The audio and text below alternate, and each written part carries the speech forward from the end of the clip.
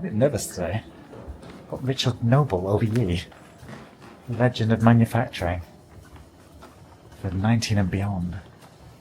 The first time a businessman from Twickenham in Middlesex started his attempt on the world's land speed record, it ended with a very violent accident at 200 miles an hour and a pile of scrap worth £175. Today I'm joined by the legend from manufacturing. We've got Richard Noble OBE with us. You set the world land speed record in 1983, and you were the project director of a separate project which then went on to break. It holds the current record for the world land speed? Well, that's right. That's the supersonic record. Wow. Driven by Andy Green, and we got a speed there of 763 miles an hour. And nobody's been able to beat it, which is absolutely fabulous. I love that. And of course, it's great for Britain because because we're British. Yeah. We did this as a British project. We beat the rest of the world. The Americans can't come back. The Chinese aren't interested. So it's really good. Amazing. I love to hear that. And obviously as well, it's obviously a good reflection of, British manufacturing and everything that I think that we need to be really, really proud of. And, I think Made in Britain is such a pinnacle and such a important... You're so right, Nick. I mean, I go back, I'm getting pretty aged these days, but I can remember the 1960s. And in the 1960s, everything was happening. We were creating the first ever fighter, the jet fighter capable of twice the speed of sound. That was the Lightning. Yeah. Jaguar were building the E-Type and putting it into production. I mean, it was just a fantastic time, and you suddenly realize what this country can do. Yeah. Providing the management's all right. Yeah, of course, yeah. It's like a lot of places, really. And it's kind of rather changed since then. Manufacturing was about 30% of gross domestic product. And everybody was working and making things, which was terrific. Yeah. Now, of course, it's not quite the same. Yeah, for sure. And I was just doing a little bit of research into you and your incredible career, pushing boundaries, breaking those speed limits, breaking world records and things. Speed records, not limits. Speed records. Awful trouble with speeding. Yeah, so. I was going to ask that actually later on. I'd love to see how many speeding tickets you've got. But I think one thing which really stood out was that you mentioned about, it's not about, the speed records and things like that. It's actually about having one vision and, uniting top talent and having that leadership and an overarching vision which really drives a project forward. And I was just wondering whether you can explain a little bit of your thought behind that. Yeah, absolutely, absolutely. The wonderful thing about it is that this is about breaking a record. Okay, so we've done a lot of these now. We hold quite a few world records. And the interesting thing about it is that it is exactly a defined situation. Mm. That is what you've got to do. The car, if it's a car, it's got to have four wheels. It's got to have a driver, etc., etc. And you've got to meet the rules, and you've got to get your record and beat everything else. Yeah. And that's really amazing because what you're doing is you're taking on the most enormous challenge, and you're going to beat the best that has ever been done in the world. So that's what you've got to do, right? So you need a pretty big vision. And it's an interesting situation too because there are a lot of very, very fine people who think that they need to do something like that, perhaps just for a few years in their lifetime. Mm. So it kind of goes on their CV, so to speak. And they come and join us, and it's terrific. They bring all their technology and their knowledge and everything else. The second thing, which is very important, is that it's a completely different sort of company. It is what we call a flat company. Mm. So as a flat company, what happens is everybody is totally responsible for their bit of it. Yeah. So the aerodynamicists are responsible for the aerodynamics. You haven't got somebody at the top saying, well, we're not having that, Yeah. It's the team working together. Sure. And we had an interesting situation where we were up against the McLaren Formula One team for the supersonic record. Mm. And they couldn't do it. They just couldn't do it. Because, of course, the problem there is that they're a hierarchical organization. Yeah. Okay, and that tends to piss people off. Yeah. Because you aren't actually asking people to really develop things. They're being told what to do. Yeah. And we had an interesting experience of that with the Army. So we were very grateful for the Army, for the Royal Electrical and Mechanical Engineers guys, who gave us 6 months' worth of time from some of their junior engineers, which was really valuable because it got us a long way down the line. Yeah. What was very interesting was that when they arrived, they expected to have somebody telling them what to do. We said, no, that's what you've got to do. You've got to make that bit and get on with it. We're not going to micromanage you. You're on your own. Yeah. And my word, did they respond? And then there was a hell of a problem when we had to send them back because they didn't want to go back. Yeah. And secondly, a lot of them said, I'm not going back to the army. Yeah. When you realise that, you know, and it is all about this motivation thing, you're finding out who you are. Now, you won't do that in a hierarchical organisation. Of course. Because somebody is always pointing a finger at you. Yeah. And so on. But with this, what's actually happening is you are creating it. Yeah. And you've got to meet your objectives. It's really as simple as that. But you're not being micromanaged. So it has this extraordinary effect. And then, of course, with this new project, we've had to create a lot of new technology, absolutely new technology. Yeah.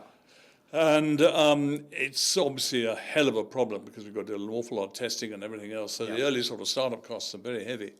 And so what we decided to do is we would invite volunteers. Yeah. And my word, volunteers. We've got directors of this and that, specialists in this and that.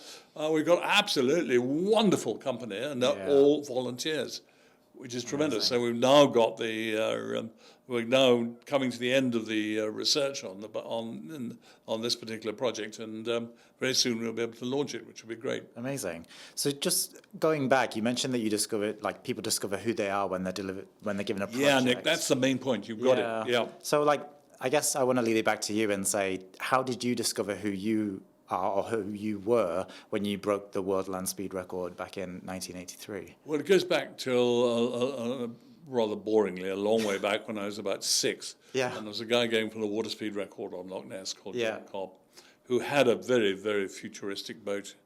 And my dad was in the army there, and basically we drove around Loch Ness as a sort of Sunday thing.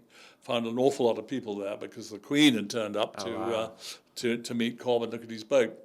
And I saw this boat, and I just thought, well, that's fantastic. You know, here's this guy, he's age 52 or something, and he's got this jet-powered boat, and my dad has only got a Hillman Minx. Now, why is this? Yeah. And I suddenly started to realize this is absolutely amazing. It's totally and utterly creative and so on. And unfortunately, Cobb didn't get his record, but he did get over 200 miles an hour, which was really good. And then I used to teach management for the American Management Association. Yeah. I didn't agree with them wholeheartedly, but they had a lot of good books. They had a good library. So I collected all the books from the library and basically learned. And there's a lot of really good stuff of how to actually run and manage a team of people. Wow. And I've learned an awful lot about that. But the main thing is that it's all based on trust. Yeah, sure. So it's actually about you trusting your team and understanding that you might not know everything. I won't know everything, yeah. You know that you've got a team that does know everything and that they look after this part, Absolutely. this part. Absolutely. Because when you're the one behind the wheel, like, what was running through your mind when you were going, like, I can't even imagine it. And I wonder whether you can just explain how you were feeling when you were going, you know, obviously you've got your eyes set on Yeah, breaking well, at Nick, land it's speed. very, very simple. You see, you're part of a team. We've been working together in that case for about 4 or 5 years. Yeah. We all trust each other. We all make mistakes, of course we do, but we all learn from our mistakes. And we had to go to America 3 times before we actually got the record. Wow. And first time the car didn't work, so that was a nightmare, and we were on the wrong surface, and it was all very Imagine difficult. your MOT We bill. then got there. I've been sideways at 250 miles an hour, and crikey, this is what it's all about. Yeah. And and eventually we got everything right. And then the most extraordinary thing happened. The car was, this is Thrust 2, was designed as a transonic car. In other words, it hadn't got enough power and it hadn't got the right body shape to go supersonic, but it would get very near to, we would get to Mach 0.84, which is where we got to. Wow. And we were into our last day.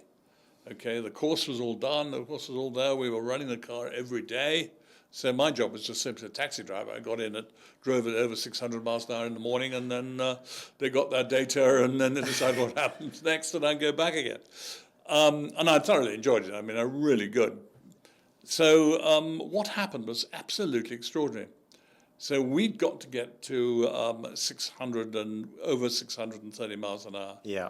And on that first run, we went down, and it was kind of fairly coldish sort of day. Yeah. And we only got 624. Okay. And the team think, oh, God, we've lost it. We put 5 years of work into this, and we've lost it. And because you've got to make two, it's the average of 2 passes over the measurement. Then an extraordinary, difficult to really understand, but extraordinary thing happened was the clouds parted, the sun came down on us, and of course we're very high altitude at 4,000 feet in Nevada. Yeah. Sun came down, the whole place heated up, the speed of sound went right up like that. Yeah. And from our point of view, our maximum speed went right up there. Wow. And on the return run, I did 650 miles an hour. So it was amazing. It was absolutely amazing. And we were very lucky we got away with it, because the car actually, as we discovered from all the data later, was within 7 miles of an hour of takeoff, but didn't take off, so that was all right. So how did you feel when you actually, because obviously you could see the speed, or was it the data team that they See could the see the speed? yeah. Was there any part of you to think, because I always think when I was a kid going down a hill and you think, oh, I better put the brakes on, but you had that target and you're just like, we just need to. Oh, you've got to get there. And, and if you're driving a land speed record car, you never touch the brakes, only at the start and at the finish. Wow. So it's a hell of a car, and I can just explain that. Even though, that was the 1980s, basically Thrust 2 had 35,000 horsepower. Yeah. Okay, it's a 2G car, so it goes 0 to 90 miles an hour in 2 seconds, and decelerates at between 5 and 6G, so it's 130 miles an hour per second. Oh my gosh. And after a bit, you conquer all this, you feel quite happy driving it, and but you're totally dependent on the team, of course, because they're doing all their checks and making sure that they're happy, and you've got to know that they're happy and that it's all right. Yeah. Beats my Fiat 500 for sure. So what's in now? I mean, I guess my biggest thing as well is you have a goal, record. You're aiming for a record-breaking attempt, and then you actually do it. What was it like after? What now? Do you have a sort of moment? Absolutely terrible, Nick. That's a very good question. What happens is absolute misery, because you've all worked together and you're great friends. You've all fought this damn thing together, got there, and then suddenly it's over. Yeah. How do you deal with the fallout? Well, from basically, you've got to go and do another one, I think. There's just no. But I mean, there's nothing quite like it in terms of the teamwork and the working together, the challenge, and everything else, and the battle. The battle is often against Britain, because you get lots and lots of people saying, "Oh, you can't do that," or "It won't work," Yeah. And it was surprising too. The supersonic. A lot of people were very well-established aerodynamicists were very rude about it and said, "Can't be done." It's a very expensive way of killing somebody, and all this sort of nonsense. And we just went off. We got it right. We were very lucky to have the late Ron Ayres, who was the aerodynamicist who made it all possible. Yeah. And we just kept on going until we did it. And that was that. Then it was very interesting. There was a tremendous silence from the professionals. There really was. I don't think they could understand how we'd done it. Was it stunned silence? But the best response was from NASA. And there was this NASA director who said to Andy Green, he said, "I'm just amazed by what you guys have done with such limited resources." And he said, it's very similar to putting a man in space. Yeah. That's what you've done. It's about the same level of achievement. Richard, I could literally sit here and speak to you all day, because Nick, you've given me some very good questions. I could sit here all day and answer them. It's been inspiring. I can't even fathom all the incredible things that you've been able to do. So it's just been an absolute pleasure to have you here on our podcast. So thank you so much. And I want to shake your hand actually. Well done, 19 group. Get it here first. Thank you very much.